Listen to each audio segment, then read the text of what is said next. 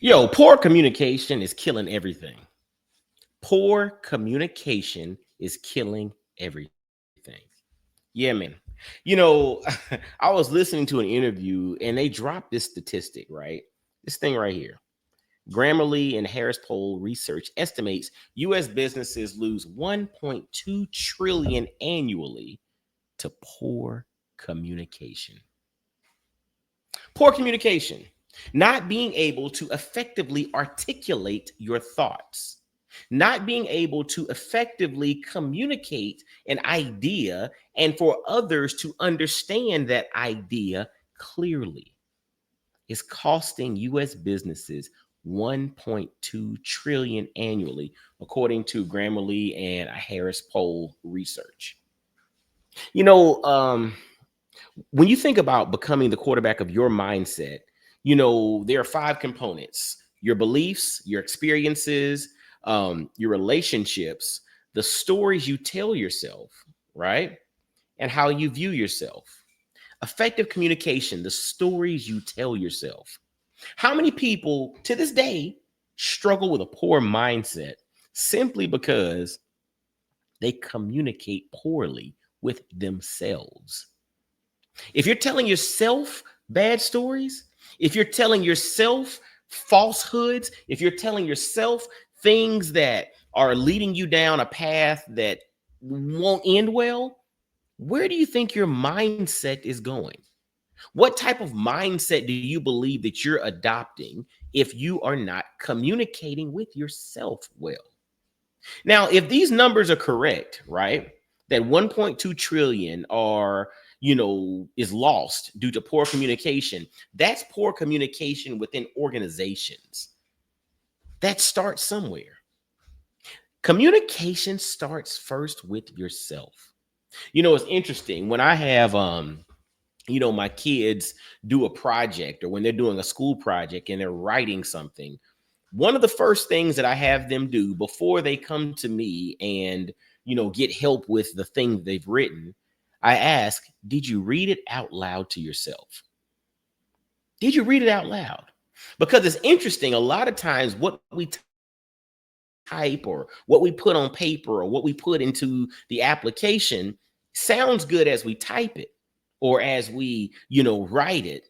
But then when we read it out loud, we leave a little bit to be desired. A lot of times we leave a lot to be desired. It's not effectively communicated. And at times we have to practice with ourselves before we get out in front of others on whether or not we effectively communicate.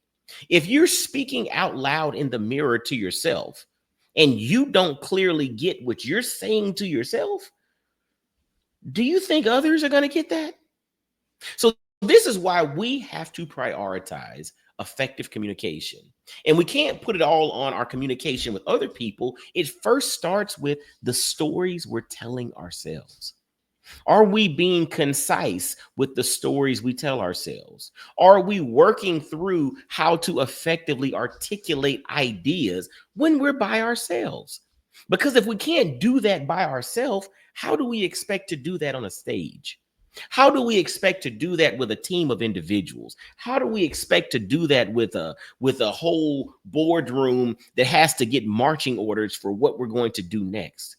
If I can't articulate something, if I cannot effectively communicate something to myself, I can't expect to be able to do that with anyone else. And again, this study shows it. 1.2 trillion lost annually to poor communication. So I think we have to first start with what is communication? Communication is simply the transfer of information. It's interesting, right? It's not about being eloquent and all of that. It's about effectively transferring information. Poor communication means you are poor at transferring information effectively. What does it mean to be effective? That means what's being transferred and what's being implied is what's being understood. That makes it effective. If what's being transferred is not understood in the way that it's intended to be understood, it's ineffective. That's ineffective communication. See, at times we get arrogant in how we operate. We assume that because we have great diction or we speak well or because we have great relationships, that people automatically understand what we're saying. But the reality is, a lot of people don't. And the thing that's interesting about it, and this is a communication tip for a lot of people that are out there, you have to check in on a regular basis, right? And you also have to have enough wherewithal and situational awareness to read the room. Because a lot of people will nod and and give you all the responses. But then when you ask a question, a clarifying question, you come to realize they're just nodding because everybody in the room is nodding, but they really do not understand. And a lot of people don't have the courage or the confidence to raise their hand and say, hey, could you explain that a little differently? Hey, could you give us another example? That's why, it's fascinating when you watch kids spelling bees, right? And they'll have like the national spelling bee on television periodically. And it's fascinating when they give the kid a word and then the kid will ask, well, can I get an origin? Okay, can I have that word used in a sentence? Can I get another interpretation? Like they'll ask multiple clarifying questions to get as much information about this word that they're looking to spell because they're looking to effectively understand what's being communicated. It's fascinating because most adults don't do that. Most adults just don't want to look stupid, so they don't ask the question. They just go off, they nod, and they keep it moving. But the communication has been poor, not because the person communicating didn't do an effective job, but the person receiving the information doesn't have the courage or the confidence to stand up and say, hey, I need another interpretation. Hey, can you give me another example? Hey, can you explain that a little differently? And the thing that's interesting about that, if one person is confused about what's being communicated, usually there's more than one person in the room who's also not understanding what's being communicated. So therefore, you asking the question, you getting clarity doesn't just help you, it helps other people in the room. Again, effective communication is necessary.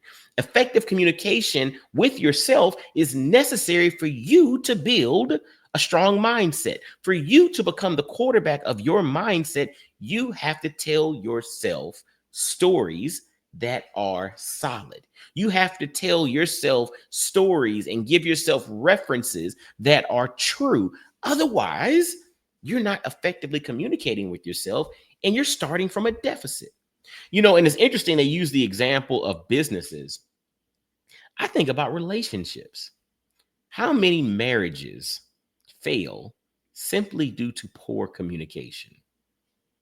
How many parent to child relationships struggle due to poor communication? How many just how many things, how many conflicts, how many wars were started in the world due to poor communication? Things were not clearly communicated. Things were not clarified. Somebody didn't have the wherewithal to raise their hand and say, can you explain that a little differently? Or just to be clear, is this what you're saying? Get clarity. I heard something years ago doing a coaching session with a client. And she mentioned that she had a mentor that told her that clarity is kind. I love that. Clarity is kind. It's if you can get clarity, that's that's kindness to me. If you can speak it to me clearly, that's you being kind to me. I think about it through the lens of faith, right? God is not the author of chaos and confusion. Jesus spoke in parables so that people who didn't have super high intellect could understand what was stated. Effective communication. There's a guy, rest in peace, Joe Madison, on the radio who used to always say, you got to put it where the goats can get it. And what he's emphasizing is you have to put it in a way that just about anybody can understand. This is not about sounding smart, because if you sound smart and nobody understands what you're saying, you're really not sounding smart. You're probably a little more stupid than smart because nobody knows what you said anyway. It just sounds important because you use big words, but nobody knew what you were talking about. You got what I'm saying? So again, Grammarly Harris poll research estimates US businesses lose 1.2 trillion annually due to poor communication. I would add how many marriages, relationships, and other situations are on the brink of failure or have failed due to poor communication. That being said, prioritize effectively communicating your ideas, effectively communicating your thoughts, effectively communicating what's going on. If you go to a doctor and you're needing help with something, the doctor can't help you if you do not effectively communicate what's going on. Effective communication is so key. And as we move forward with technical innovation, we got all the AI and all of that. And yes, people use AI to write things for them and to edit things. I get it. That's important. But even with technical innovation, we have to be able to effectively communicate. AI is only able to do the things that you can effectively articulate. You have to prompt it in a way that it's going to give you what you're looking for. If you're great at prompt engineering, you can get great solutions from the AI, from the AI resources that are out there. If you suck at prompting, if you suck as a prompt engineer, AI is not going to give you great results. Now, I'm not talking about the generative stuff that kind of starts to run on its own with machine learning, but if you're using these resources, you have to be good at effectively communicating it. I learned this years ago when I was doing some projects, and I was using some of the services like Fiverr and Upwork and all to kind of get some contractors to do some of the work for me. And the thing is interesting, the contractors were able to do anything that I could effectively communicate and articulate to them. But if I did not effectively articulate and communicate the thing to them, they would not get it done. And if they did get it done, it probably would not be to my specifications. And initially, I used to get upset with the contractor until I came to realize that it's not me. I mean, it's not them. It's me.